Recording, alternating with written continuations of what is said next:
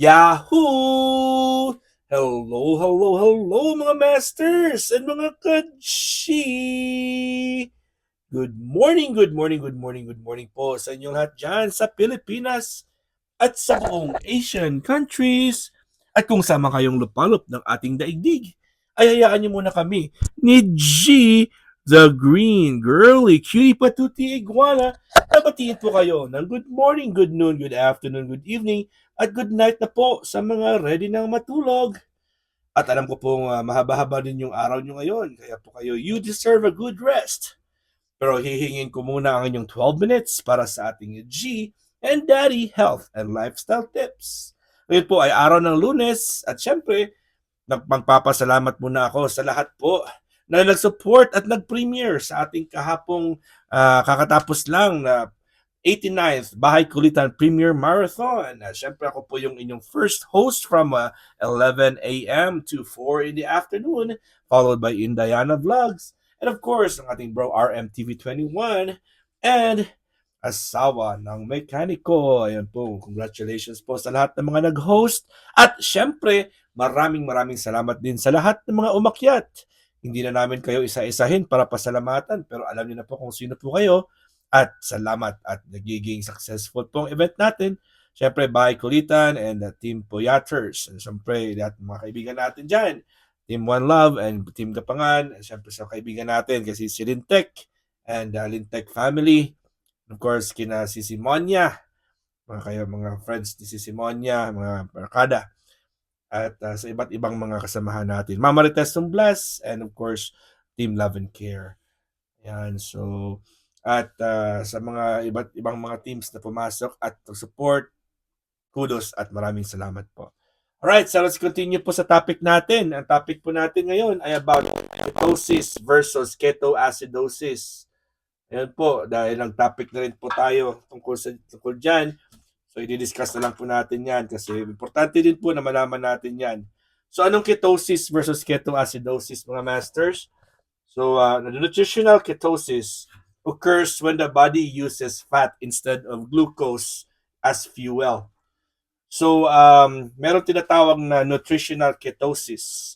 Kung saan po, di ba? Supposed to be, ang ating katawan po ay gagamit ng glucose para po ito ay gagawing energy. Ang glucose or ang asukal, yan po ang isa sa mga component, isa sa mga kailangan ng katawan natin para po ay meron tayong energy or fuel, panggatong po para magkaroon po tayo ng energy.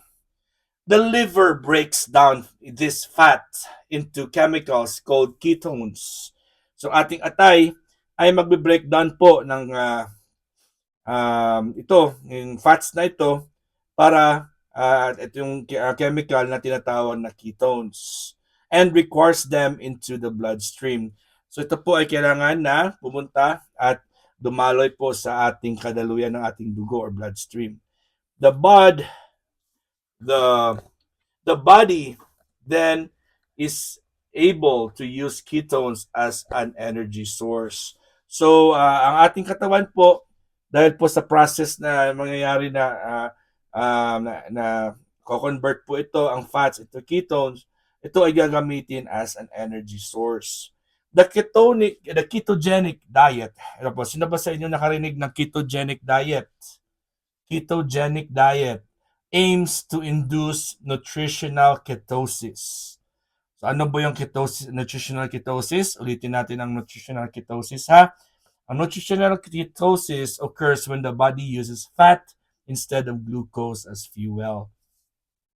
So sa mga taong, siyempre sa mga diabetics dyan, na may problema sa glucose, na mayroong problema talaga, so mas maganda yung ketones po ang nutritional ketosis po ang dapat mangyari sa katawan natin.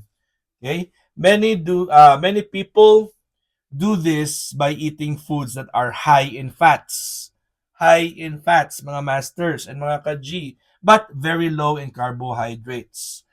Ito po tandaan niyo po ang ketogenic diet is a diet wherein it has a high diet that is high in fats but very low in carbohydrates. Adopting this diet has become a popular way to burn fat and lose weight. Ito po ay isa sa mga magandang outbreak, nutritional outbreak. Dahil ito po ay nakakatulong para po ay mabilis tayo mag-burn ng fats, katawan natin, at mabilis din tayong mag-lose ng weight. Doctors originally developed the ketogenic diet to treat children with epilepsy.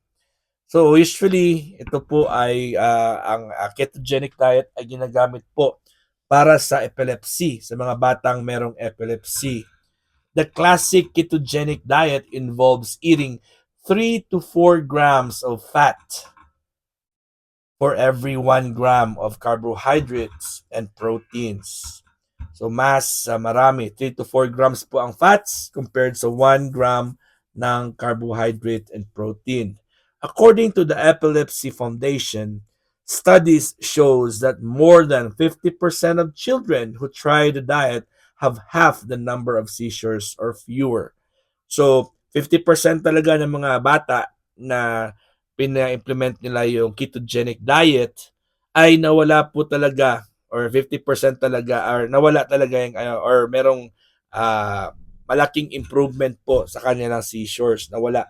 Yung iba po ay wala ng seizure, yung iba po ay bumawas po ang episodes ng kanilang seizures. Okay, so syempre pag may epilepsy, sila po ay nagsi-seizure, while 10 to 15% become seizure free. Nako, 10 to 15% talaga sa kanila ang wala ng seizures.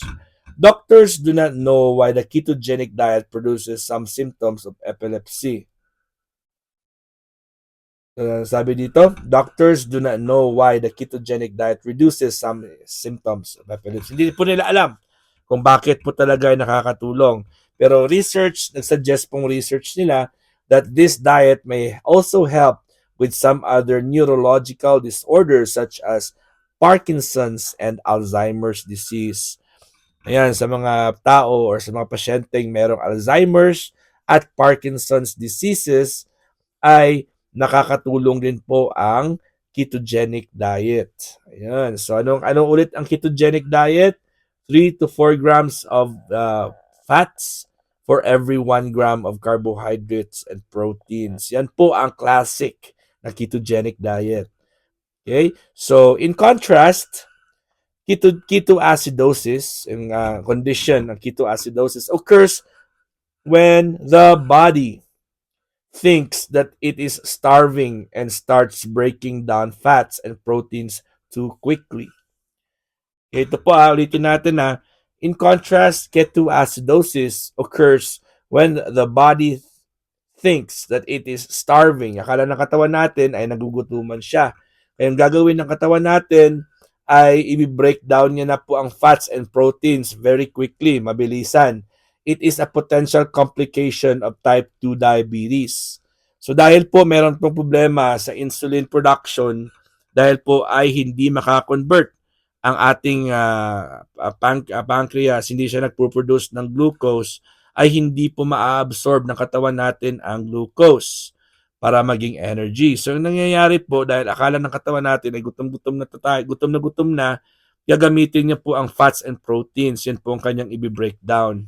If a person does not have enough insulin, sa mga taong mayroong problema na sa diabetes, the body cannot move glucose from the blood into the cells. Hindi kasi yung ating insulin kasi, they act as parang susi.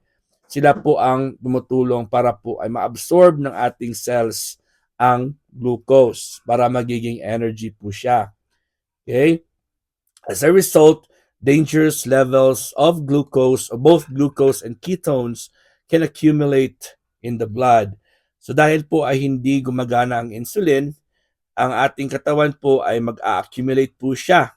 Tataas po ang level ng glucose and of course ng ketones or yung fats. Diba? Ang ketones ay very, very dangerous din po yan, mga masters. Kasi ito po ang hindi po siya ito yung produkto when the liver breaks down fat into chemicals. So ketones po yan. Okay, so hindi siya dapat na mag-accumulate kasama po ng glucose. Okay? So As a result, dangerous levels of both glucose and ketones can accumulate in the blood. Doctors refer to this condition as diabetic ketoacidosis. Kahapon po ay na-discuss po natin ang diabetic ketoacidosis. Kaya ito po ang nangyayari pag nag-accumulate po ang glucose and ketones sa ating dugo. Doctors can use blood and urine tests to determine whether a person is in ketosis or in ketoacidosis. Okay? During nutritional ketosis, it is normal to have a blood ketone levels of 0.5 to 3.0 millimoles per liter. Okay, so yun po ang dapat. Meron tayong sa normal na blood ketone is 0.5 to 3.0 mmol slash L or tinatawag nating millimoles per liter. According to the American Diabetes Association, a person should check their ketone levels if their blood glucose levels are high or more than 240 milligrams per deciliter. So, check nyo na po sa mga people dyan na meron talagang matataas na blood sugar, 240 milligrams per deciliter.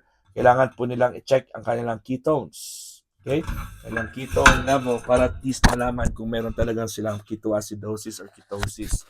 People with diabetes whose blood ketone levels are high have more significant risk of diabetic ketoacidosis. Yun, so delikado ang ketoacidosis po mga masters.